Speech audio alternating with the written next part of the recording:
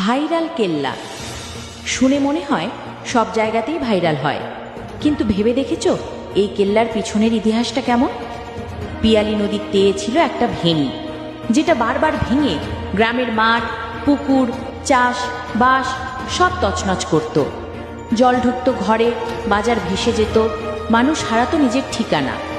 তখনই স্থানীয় মানুষ আর প্রশাসনের উদ্যোগে একটা লোহার গেট বানানো হয়, যা জলের গতিপথ নিয়ন্ত্রণ করে, বাজারের দিকে জল ঢুকতে দেয় না। এই গেট শুধু লোহা নয়, এটা গ্রামের বাঁচার প্রতীক। গেটের ছায়ায় বসে যায় ছোট বাজার, সপ্তাহে 2 দিন বিকেলে। পিয়ালির ওপারের মানুষ নৌকা নিয়ে আসে বাজার করতে। আজ সেই কেল্লা বাজারে গেলে 32টা গেট খুলে যখন জল বেরোয়, প্রকৃতির সৌন্দর্য মন কেড়ে নেয়, ফিরে আসার মন চায় না। সবজি, মাছ, খেজুরের গুড় সবই কৃষকের হাতে খাঁটি জিনিস।